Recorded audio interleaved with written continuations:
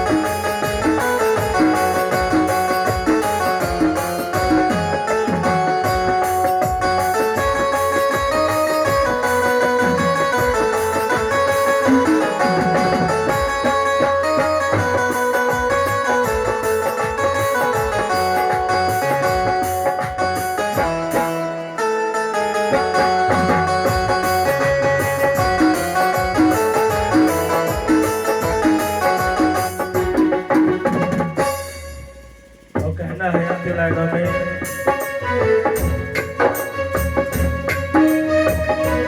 हम तो कह ही रहे थे के माध्यम से, लेकिन आप लोग कहेंगे नहीं बेटा, क्या कहेंगे सभी लोग? है भरोसा मुझे श्याम आएंगे जरूर, है भरोसा मुझे शाम आएंगे जरूर, है भरोसा मुझे श्याम आएंगे जरूर, है भरोसा मुझे शाम आएंगे जरूर, प्यार अपना सभी भक्तों पे लुटाएंगे जरूर, प्यार अपना भक्तों पे लुटाएंगे जरूर, है भरोसा मुझे श्याम आएंगे जरूर, है भरोसा मुझे शाम आएंगे जरूर, प्यार अपना मोहित बाबा पे लुटाएंगे जरूर, प्यार अपना मोहित बाबा पे लुटाएंगे जरूर, प्यार अपना सभी भक्तों पे लुटाएंगे जरूर, प्यार अपना सभी भक्तों पे लुटाएंगे जरूर, ये भरोसा किया तो गलत क्या किया, ये भरोसा किया तो गलत क्या किया, ये भरोसा किया तो गलत क्या किया, ये भरोसा किया तो गलत क्या किया, जिंदगी अब तो तेरी नाम है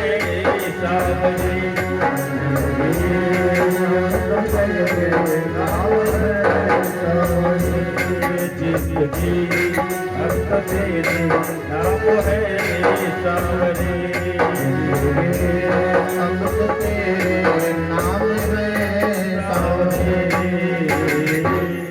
हरिश्चंद्र भगवान। अगर भैया अच्छा लगा हो तो बात आगे हो जाए, अच्छा लगा हो तो कोई जबरदस्ती नहीं, जबरदस्ती सबका बदलो, मार मार कहे नहीं बुलाएंगे, मन कहे तातम सुधम देवा मालया दृष्टे जन्मो। भगवान सबको लेकर के आगे बढ़ते हैं जब, तो एक दर्जी मिलता है महाराज, उसने सभी के वस्त्र काट के और उनके नाप के बनाकर के सुसज्जित पहना दिया। आगे निकलते हैं भगवान, तो कंस का माली मिलता है, उसने भगवान को माल्यार्पण पहनाया और आगे चलते हैं तो भगवान की दृष्टि कुब्जा के ऊपर पड़ती है। उससे पूछा कि अरे सुंदरी तुम कौन हो? वह कहती मैं कंस की दासी हूँ, मेरा नाम त्रिनका है। महाराज कंस को मेरा लगाया हुआ चंदन अति प्रिय है महाराज, किंतु आज सौभाग्य मिला है कि मैं आपको चंदन लगाऊंगी। भगवान को चंदन लगाती है और 3 जगह से टेढ़ी कुब्जा को भगवान एक दिव्य स्वरूप प्रदान कर देते हैं। और आगे चलते हैं भगवान तो महाराज जहां कंस का धनुष रखा हुआ था उस रंगभूमि में पहुंचते हैं। पहुंच गए जैसे भगवान उस धनुष को छूना चाहते हैं, स्पर्श करना चाहते हैं कि वह ब्राह्मण रोक देता। जो पुजारी थे वहां के उन्होंने रोक दिया कि अरे बालक ये क्या कर रहे हो? इस धनुष को महाराज कंस भी नहीं उठाते हैं और आप स्पर्श करना चाहते हो, दूर से ही नमस्कार करो। भगवान ने कहा बस मैं तो स्पर्श करना चाहता हूँ। उसने कहा अगर उठा पाओ तो इसको स्पर्श करना। महाराज देखते ही देखते भगवान उस धनुष को उठा करके और 2 खंड में कर देते, तोड़ देते हैं। कुछ और आगे निकलते हैं तो कंस ने कुबलिया पीठ हाथी को दरवाजे पर खड़ा रखा था कि उसी के द्वारा मैं इनको कुचलवा दूं। मदिरा पान कराया हुआ था। उस हाथी को देख करके भगवान ने कहा भैया महावत से कि ये हाथी हटा लीजिए। उन्होंने कहा भैया ये मेरे अंकुश को नहीं सुनना है, इतना मदिरा पान किया, अगर आप की बात सुने तो इसे हटा दीजिए। प्रभु ने कहा ठीक है। भगवान उसके सूंड को पकड़ लेते, बलराम जी पूंछ को पकड़ लिए और गोल गोल घुमा करके एक घूंसे का प्रहार किए कि हाथी चिघाड़ करके पृथ्वी पर गिर पड़ती है। उसके दोनों दांत निकाल करके महाराज एक दांत बलराम जी ले लेते हैं, एक दांत भगवान लेकर के रंगभूमि मेला में पहुंच जाते हैं। अखाड़े में पहुंच गए। जैसे हाथी का दांत कंस को दिखाई पड़ा और चकित होता कि इतना महान बलशाली हाथी को इन्होंने मार दिया। उसने अपने मंत्रियों को आदेश दिया कि और सेनाएं बुला लो। पहलवानों को ब्रज के समान दिखाई पड़ते हैं, मनुष्यों को श्रेष्ठ मनुष्य और स्त्रियों को कामदेव, गोपों को सुजन, दुष्ट राजाओं को महाराज शासक के रूप में, अपने माता पिता को पुत्र शिशु के रूप में दिखाई पड़ते हैं। कंस को उसका मृत्यु दिखाई पड़ता भगवान में। विद्वानों को विराट, योगियों को परम तत्व, यदुवंशियों को देवता दिखाई पड़ते हैं। कंस ने कहा आप दोनों का स्वागत है, अभिनंदन है, आओ महावीर आप हमारे पहलवानों से युद्ध करो। भगवान ने कहा महाराज हम तो अभी छोटे हैं, हम पहलवान नहीं हैं, हम छोटे हैं, और जो राजा बराबर में युद्ध नहीं कराता उसका राज ही नष्ट हो जाता है। उन्होंने कहा मैं आपको युद्ध करने के लिए ही यहाँ बुलाया हूँ, आकर के हमारे पहलवानों से युद्ध करिए। तब तक महाराज चारुण ने कहा क्या कायरों की जैसी बात कर रहे हो? अगर आपने अपनी माता का दूध पिया है तो आकर के युद्ध करो। भगवान तुरंत रंगभूमि में कूद जाते हैं। महाराज कूद करके चारुण को गोल गोल घुमा करके पृथ्वी पर पटक देते हैं। तो इस चारुण का गोविंदाय नमो नमः। दाऊ भैया ने मुश्किल को एक ही थप्पड़ मारा कि उसका भी गोविंदा नमो नमः हो गया। मुश्किल के मरने के बाद में महाराज सलतोषण आते हैं, उन्हें खेल खेल में ही मार करके भगा देते हैं। अत्यंत में जब सारे योद्धा उसके मारे गए तो कंस ने कहा अपने मंत्रियों से कि जो भी ब्रजवासी लेकर के दूध दही इत्यादि लाए हो उसे छीन लो और इनको मार करके यहाँ से भगा दो। महाराज कंस को देख करके भगवान संपूर्ण विश्व का भार लेकर के उसके सिंहासन पर कूद पड़ते हैं, उसके केश को पकड़ करके नीचे लाते हैं। नीचे लाने के बाद में भगवान ने एक ही मुक्के का प्रहार करते कि उसका भी गोविंदाय नमो नमः। बोल वृंदावन बिहारी लाल की।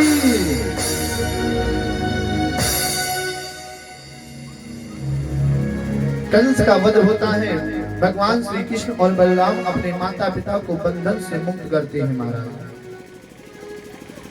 माता पिता के चरणों में प्रणाम करते हैं। माता देवकी और वसुदेव जी ने दोनों पुत्रों को जगदीश्वर समझते हैं। जाओ नहाए तो आयो, नहाओ है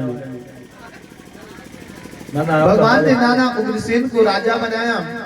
नंद बाबा को समझा बुझा करके कहते आप वृंदावन लौट जाइए, हम कुछ दिन और यहाँ रहना चाहते हैं।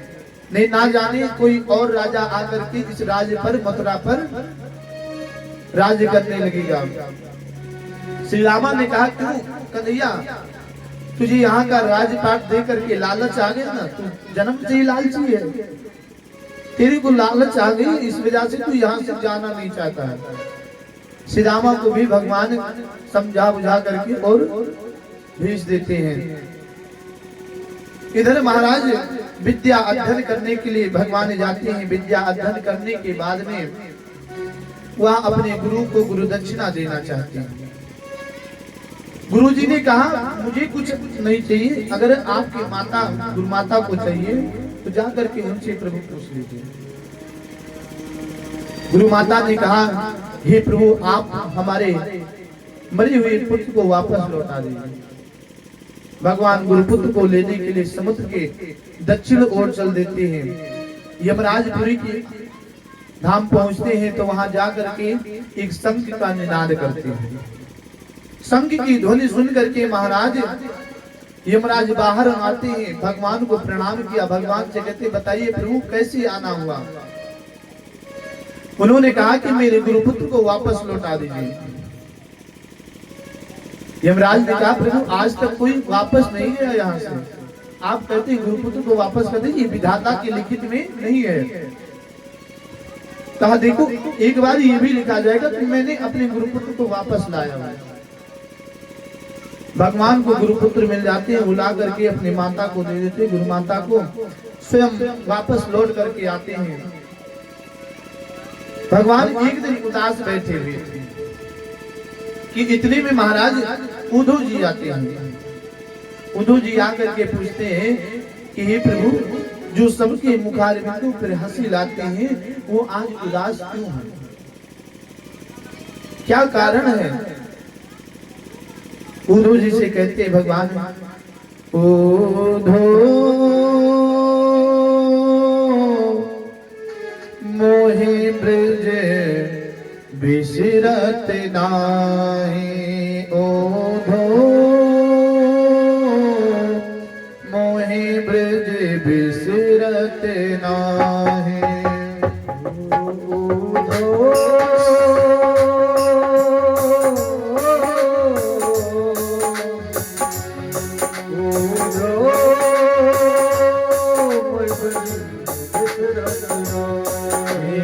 ओधो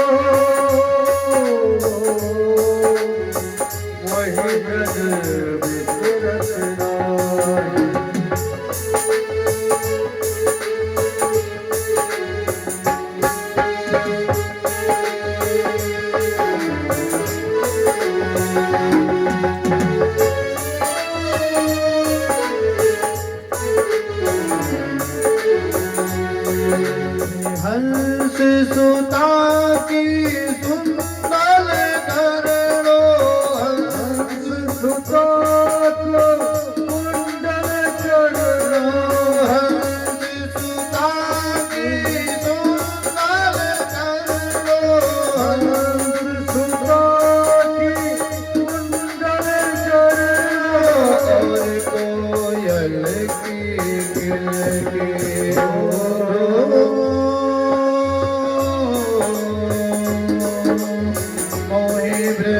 बिसरत नाहि।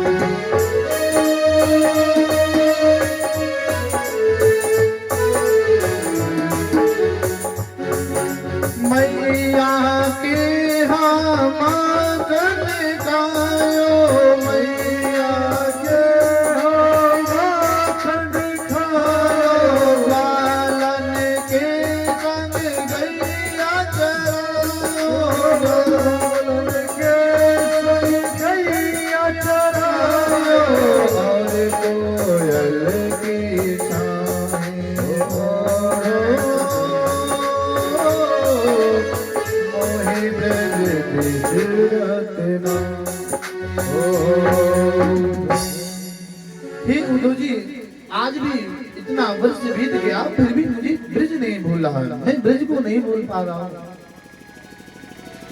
उद्धव जी ने कहा प्रभु मैं क्या कर सकता हूँ बताइए। उद्धव जी को एक पत्र लिख करके दे देते कन्हैया ने और कहा ये ले जाकर के मैया और बाबा को पढ़ करके सुना देना, जिससे वो मुझे याद करना भूल जाए, गोपियां सब याद करना भूल जाए तो मैं शायद चिंतित ना हूं। भगवान चल देते हैं उद्धव जी।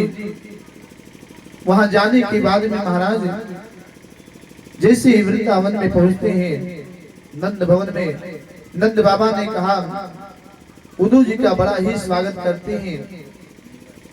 उद्धव जी से कहते मेरा कृष्ण कुशल मंगल तो है ना, हमने उससे गैया चरवाई है, उसे ओखल में भी बांधा है।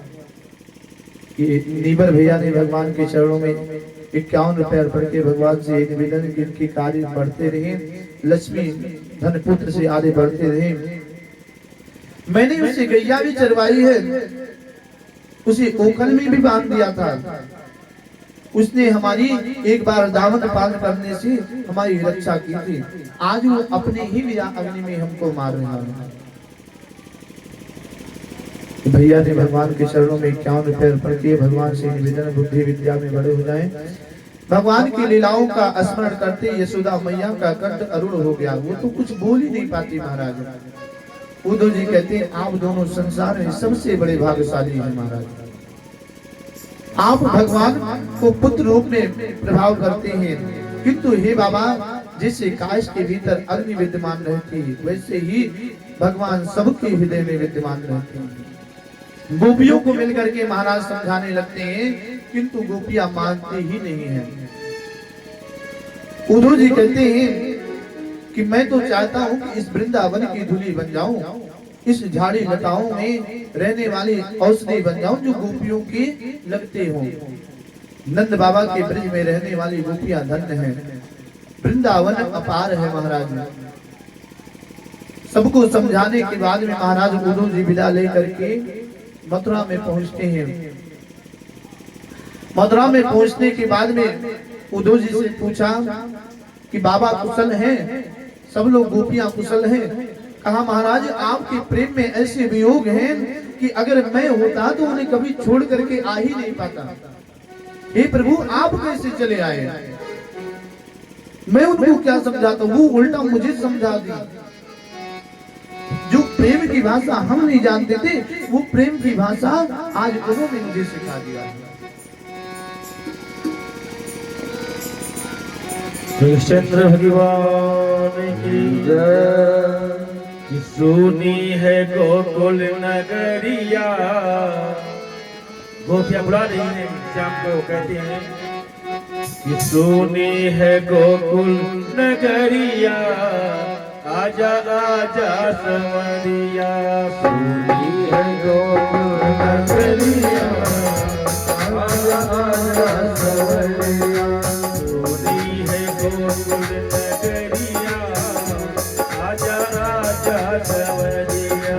सुनी है गोकुल नगरिया, आजा आजा संवरिया। आजा आजा संवरिया, आजा आजा सवरिया, आजा आजा सवरिया, आजा आजा सवरिया। सुनी है गोकुल नगरिया, आजा आजा संवरिया। सुनी है गोकुल नगरिया, आजा आजा सवरिया। जय हो।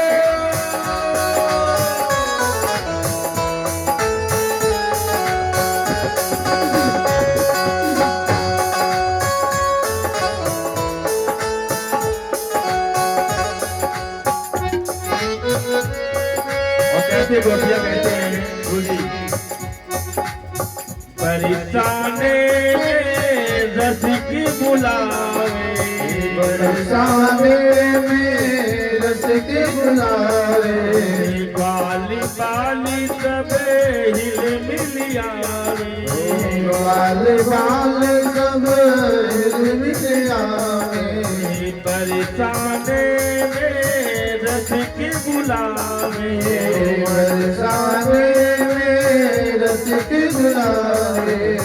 बाली बाली सबे हिल मिलियावे। बाल बाल सब हिल आवे। सखिया देखे नगरिया, आजा आजा संवरिया। सुनी है गोकुल नगरिया, आजा आजा संवरिया।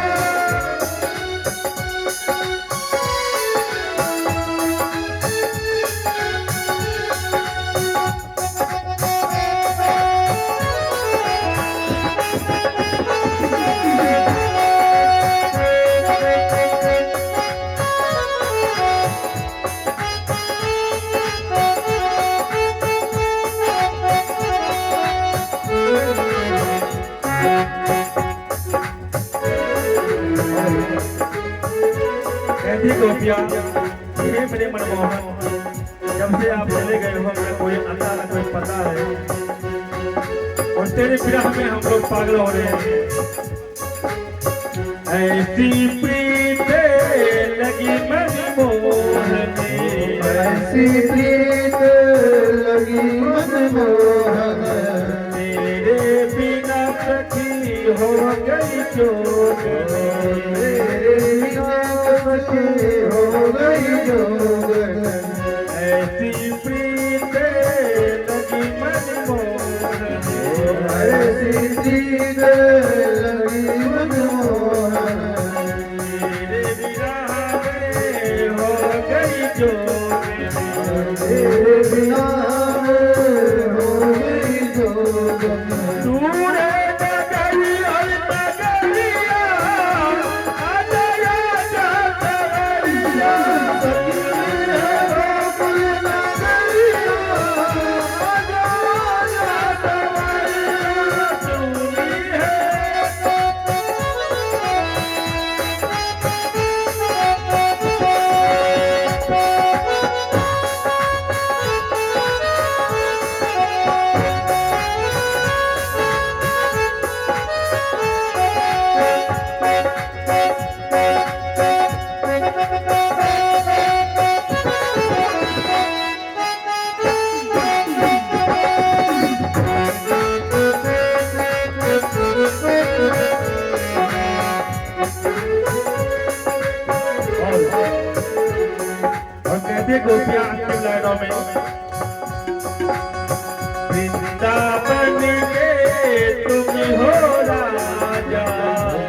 वृंदावन के तुम हो राजा, वृंदावन के तुम हो राजा,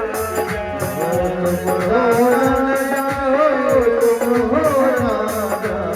भक्तों को ये वो तरस दिखा जा, भक्तों को दरस दिखा जा, आके बजा जा मुरलिया, आजा आजा सवरिया, तुम्हें है गोकुल नगरिया, आजा आजा सवरिया, तुम्हें है गोकुल नगरिया, आजा आजा सवरिया, आजा आजा सवरिया, आजा आजा सवरिया।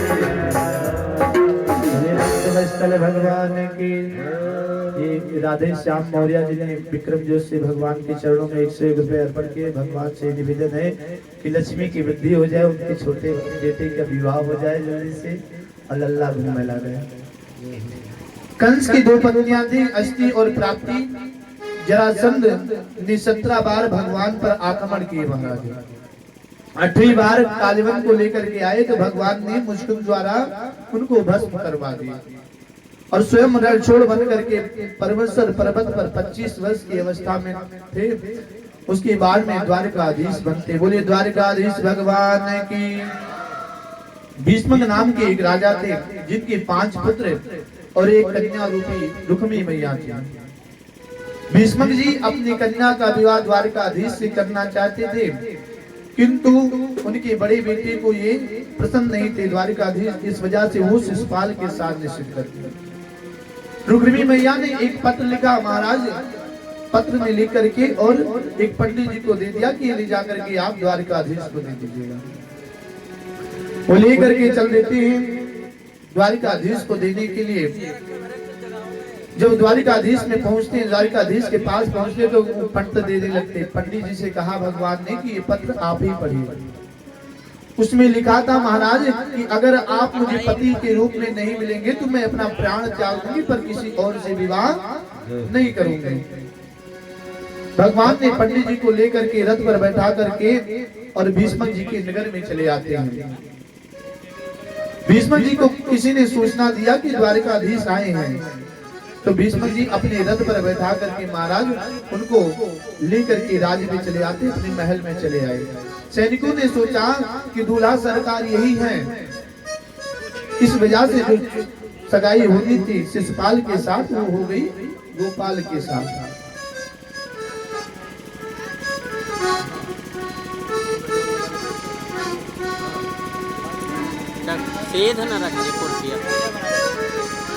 लगाओ गिरे पड़ते ठीक लगवा दो। उसके बाद में महाराज उन्होंने शिशुपाल ने कहा गांव का गवाह भला क्या कर लेगा। जरासंध ने कहा भैया मैंने यही गलती की थी, 17 बार मुझे परास्त किया है। तुरंत सैनिकों को गिरजा मंदिर के लिए भेज दीजिए। रुक्मिणी मैया गिरजा मंदिर में पूजन करने के लिए गई थी कि इतने में ही सारे सैनिक चारों तरफ से घेर लेते हैं। जब मैया पूजा करके बाहर निकलने लगी तो देखती चारों तरफ सैनिक घेरे खड़े हैं। उन्होंने प्रेम की दृष्टि से देखा, सब मोहित हो जाते हैं। भगवान आकर के उनका हाथ पकड़ करके रथ पर बैठा लिए लेकर के चलने लगते हैं। सब सैनिक की मूर्छा खुल जाती है, सब पीछे दौड़ने लगते हैं मारने के लिए। इतने में भैया दाऊ भैया आते हैं रामाली सेना लेकर के और सभी सैनिकों को मार करके भगा देते हैं। इधर दाऊ भैया ने कहा कन्हैया ये हमारे कुल को शोभा नहीं दे रहा है, ये निंदित कर्म है कि किसी की बहन किसी की बेटी को भगा लाओ, ये नहीं करना चाहिए, इनको वापस छोड़ाओ। कन्हैया तो कुछ नहीं बोलते हैं, लेकिन जब मैया को समझाने लगे तो मैया ने कहा मैंने कौन सा निंदित कर्म किया है भैया, मेरे माता पिता को पसंद है द्वारकाधीश, सबको पसंद है, बस अकेला एक भाई नहीं पसंद था, उसके विपरीत में गई है। मेरे पिता ने तो इनको अपने जामाता के रूप में स्वीकार ही कर लिया था। दाऊ भैया ने दोनों को द्वारकाधीश में लेकर के आते द्वारिकापुरी में लेकर के आए। बड़ा ही भव्य स्वागत हुआ, अभिनंदन हुआ। उसके बाद में उनकी शादी कराई जाती है। आओ मेरी सखियां मुझे मेहंदी लगा दो, आओ मेरी सखियां मुझे मेहंदी लगा दो, मेहंदी लगा दो मुझे सुंदर सजा दो, मेहंदी लगा दो मुझे सुंदर सजा दो, मुझे श्याम सुंदर की दुल्हन बना दो, मुझे श्याम सुंदर की दुल्हन बना दो। आओ मेरी सखियां मुझे मेहंदी लगा दो, सखियां मुझे मेहंदी लगा दो, मेहंदी लगा दो मुझे सुंदर सजा दो, मेहंदी लगा दो मुझे सुंदर सजा दो, मुझे श्याम सुंदर की दुल्हन बना दो, मुझे श्याम सुंदर की दुल्हन बना दो।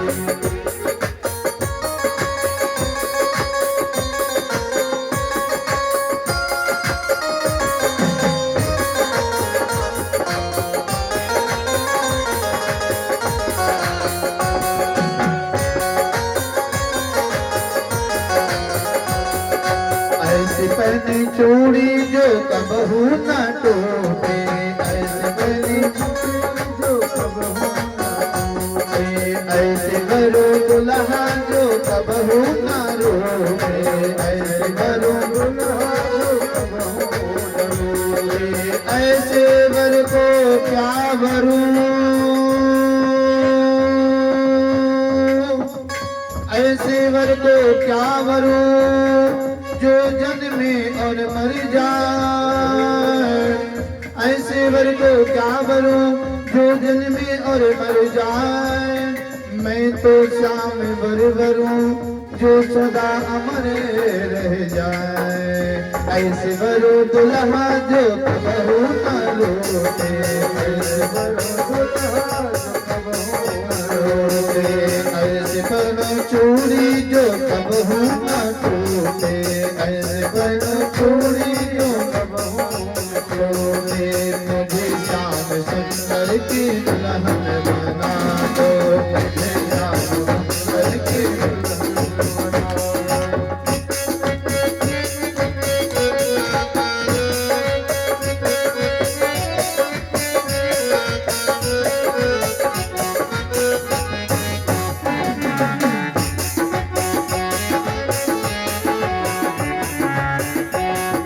बांध के घुंघरू मैं उनको रिझाऊंगी, बांध के घुंघरू मैं उनको रिझाऊंगी, लेके एक तारा मैं शाम शाम गाऊंगी, लेके एक तारा मैं शाम शाम गाऊंगी, डाली डाली पर नजर डाली,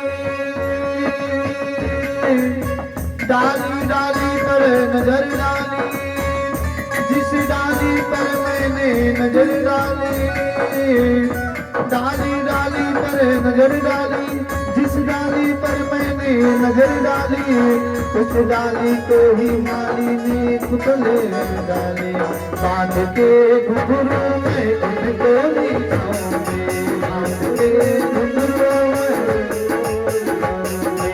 लेके एक तारा मैं शाम शाम गाऊंगी, लेके एक तारा मैं गाऊंगी, मुझे श्याम सुंदर की दुल्हन बना दो,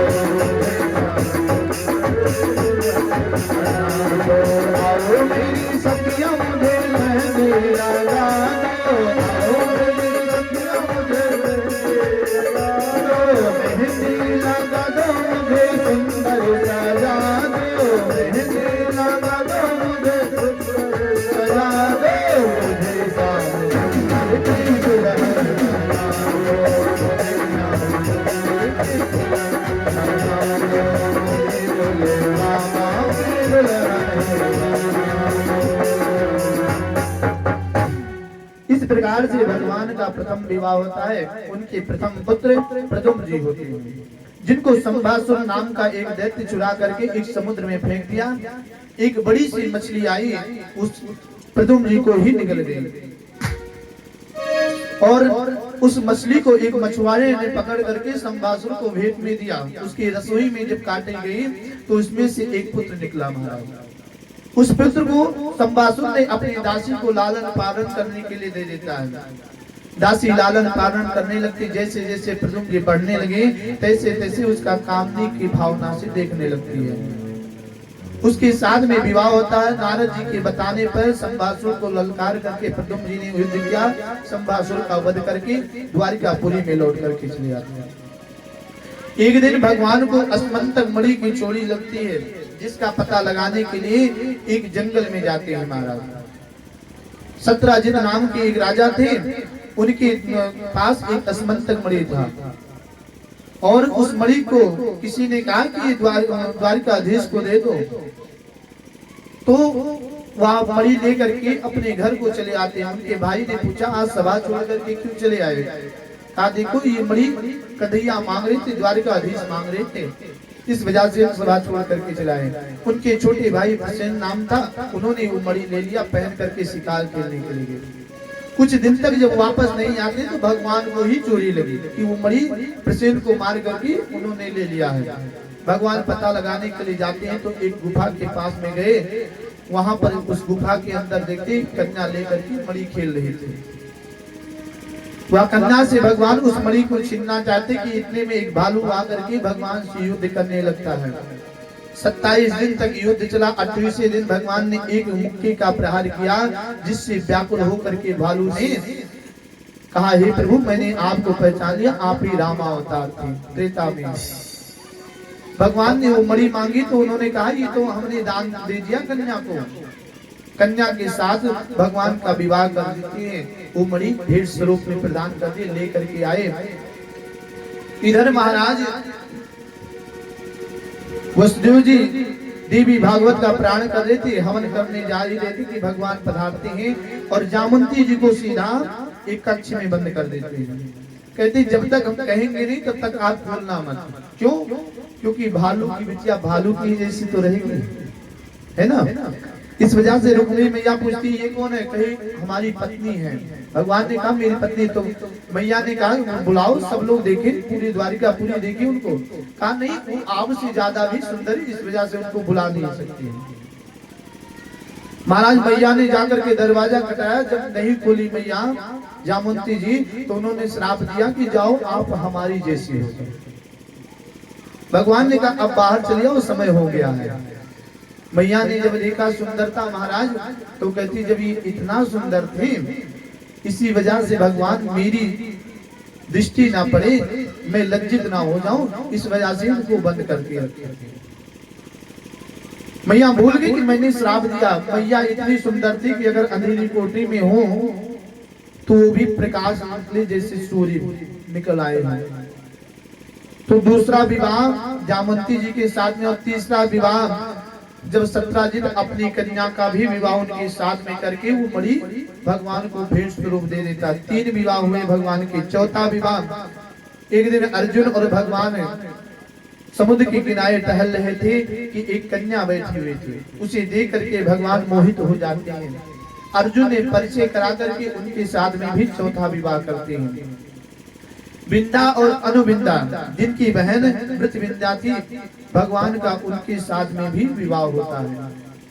कौशल नरेश अग्निजित ने प्रतिज्ञा किया महाराज कि जो एक रस्सी में 7 बैल को बांध लेगा एक साथ में, उसी के साथ में अपनी कन्या का विवाह करूंगा। भगवान ने 7 रूप बनाए और एक ही साथ में 7 बैल को बांध दिया। उन्होंने भी अपने विवाह, कन्या का विवाह भगवान के साथ में करते भगवान का 6 विवाह हुआ। श्रुति की थी कि पुत्री भद्रा के साथ 7वां विवाह होता है भगवान का। 8वां विवाह लक्ष्मण जी के साथ में हुआ। भौमासुर नरकासुर नाम का एक दैत्य था जो 16,100 रानियों को अपनी पत्नी बनाना चाहता था।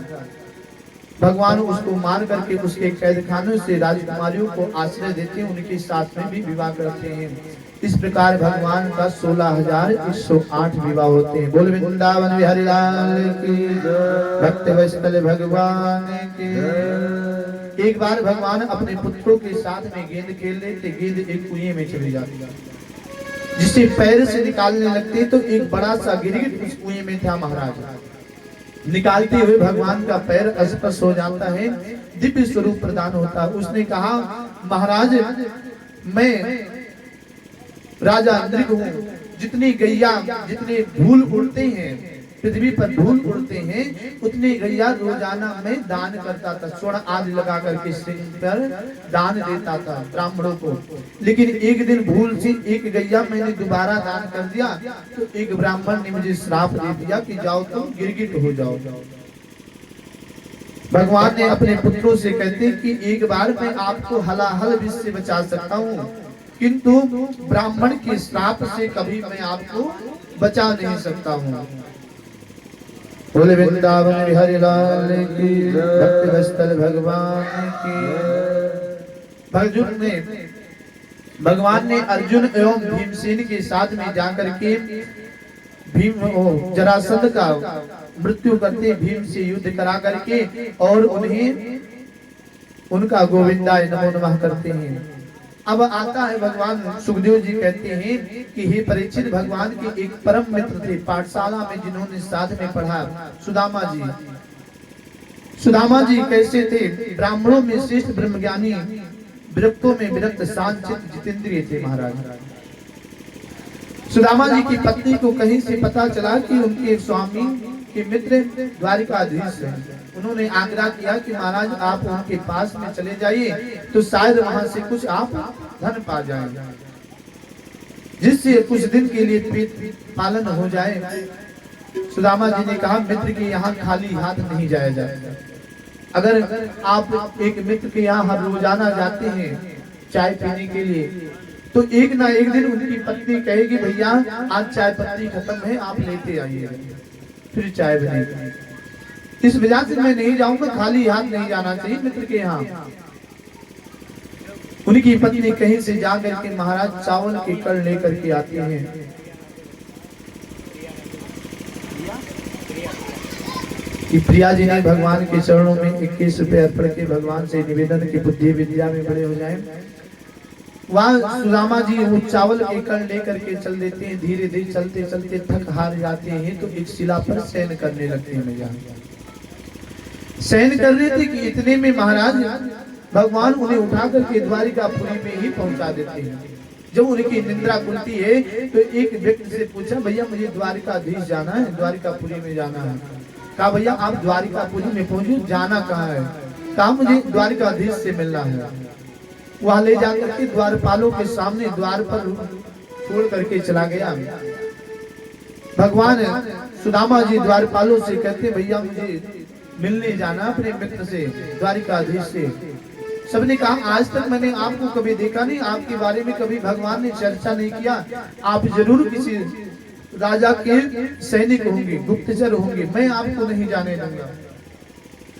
सुदामा जी बार बार याचना करते तो कोई एक बूढ़ा द्वारपाल था जो जाकर के भगवान को बताता कि महाराज एक ऐसा विरक्त ब्राह्मण आया है जिसके शीश पर न पग है न पाँव में खड़ाई है और फटे वस्त्र पहने हैं। मैं लेके चले, अपना नाम सुदामा बता रहा है। इतना सुनते ही भगवान दौड़ पड़ते हैं। महाराज ना मुकुट देखी ना खड़ाऊ देखा, भगवान भी अपना दुपट्टा भी नहीं संभालते कि दौड़ते हुए द्वार पर पहुंच जाते। सुदामा जी निराश होकर के चल दिए। लगता है कि ये बड़े आदमी हो गए तो अब हमको भूल चुके हैं। भगवान पहुंच करके सुदामा जी को अपने सीने से लगाते कहते हैं मित्र क्या इतना कठोर आपने समझ लिया था? ला करके भगवान उनका सेवा करते, नैनो पग आंसू धुलते हैं। महाराज पग से धुलने के बाद में उन्हें वस्त्र पहना करके सिंहासन पर बैठाते हैं, कुशलता पूछते हैं। भगवान ने कहा भाभी जी ने तो कुछ भेजा होगा, भैया आप कुछ लाए हो? सुदामा जी छिपाने लगते उस पुतली को कि मैं कैसे दूं, कितनी राजकुमारी है जो इनके, उनके सामने कैसे ये चावल के कण को, राजा है ये। छिपाने लगते तो भगवान ने छीन करके महाराज 2 मुट्ठी खाई, तीसरी मुट्ठी में रुक्मिणी मैया ने पकड़ लिया। कहा प्रभु क्या सारा धन आप ही खाओगे? ब्राह्मण का प्रसाद सबको बांट करके देना चाहिए। रुक्मिणी मैया ने सबको बांट दिया, सभी राजकुमारियों को। भगवान ने पूछा कि भाभी ने कुछ सनेसा भी भेजवाया। सुदामा जी कहते हैं कि इस मास दो पंख में एक एकादशी हो, मेरे घर गोपाल जो नित्य एकादशी हो।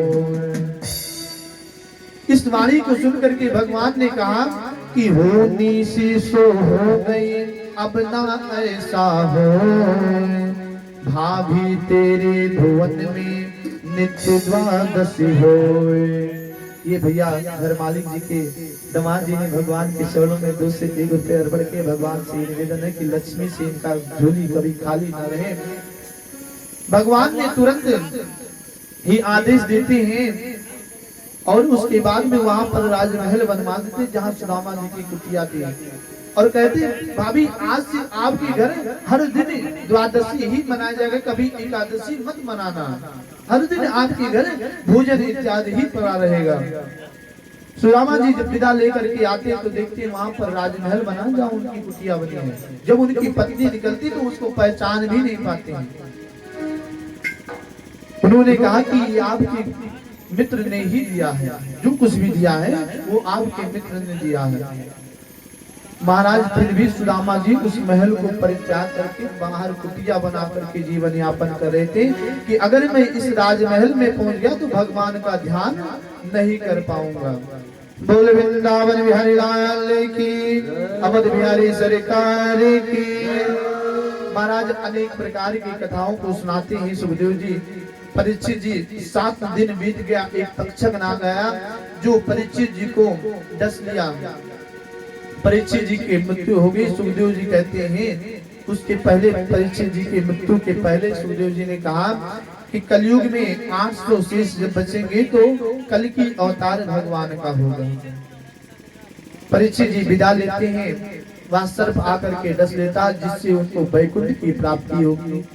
बोल वृंदावन बिहारी लाल की। स्वयं नारायण आकर के भगवान सुखदेव जी को अपने हृदय में वासना देते हैं।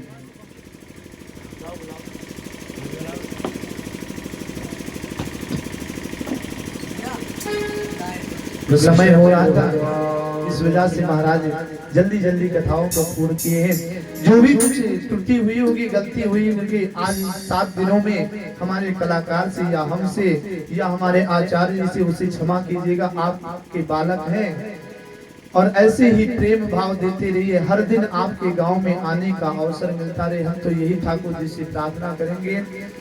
जो भी त्रुटि हुआ होगा, भूल चूक हुई होगी, गलती होगी, ज्यादा देर बैठाते हैं भाई कथा में, तो वो तो आप सभी लोग नाराज हुए होंगे कि पंडित जी कहते हैं 10 बजे बंद करेंगे और करते हैं 11 बजे। लेकिन क्या करें, भगवान की लीला है, भूल जाते हैं कि हम कथा कर रहे हैं। बोलिए भक्त वत्सल भगवान की, वृंदावन बिहारी लाल की, हनुमान जी महाराज की। कहती है राधा मैया कि बनोगे राधा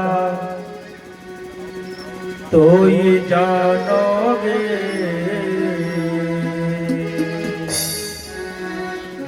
कि कैसा प्यार है मेरा। ओ सावरे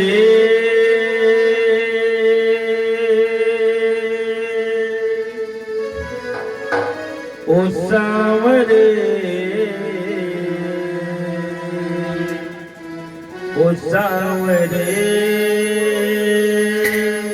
ओ सावरे ओ सावरे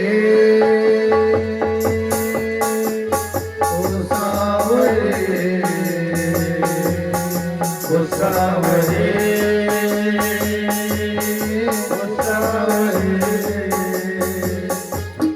बनोगी राधा तो ये जानोगे कि कैसा प्यार है मेरा। ओ सावरे ओ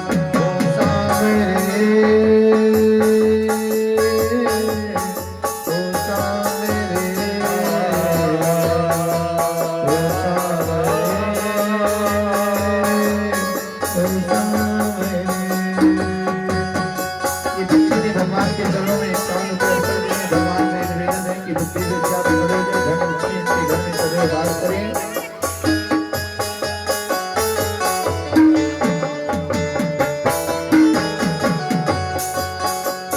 कहती है राधा मैया कि हे श्याम, जितना मुझको लड़खाए हो, जब कभी मैं श्याम बनेंगे अब राधा बनोगे तो उतना ही विराम में रहोगे। क्या होती प्रतीक्षा है, क्या पीड़ा होती है, क्या होती प्रतीक्षा है, क्या पीड़ा होती है। कितना जलता है दिल जब आँखें रोती है। ओ सांवरे,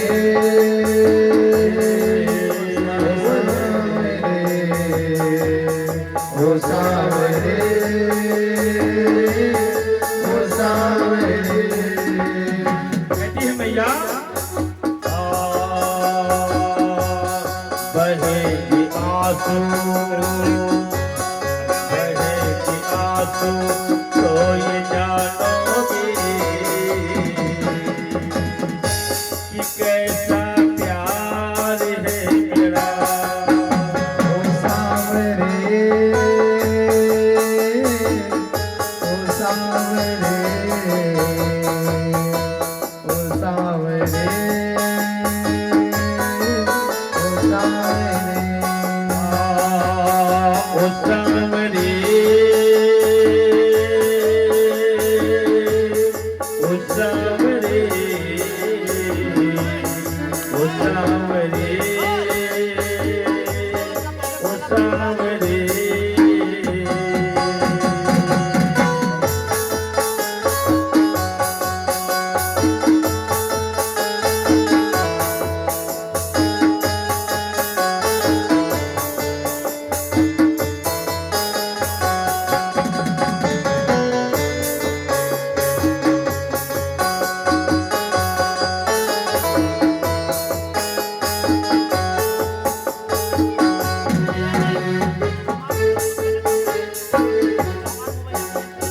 और कहती है राधा मैया, जब कोई सुनेगा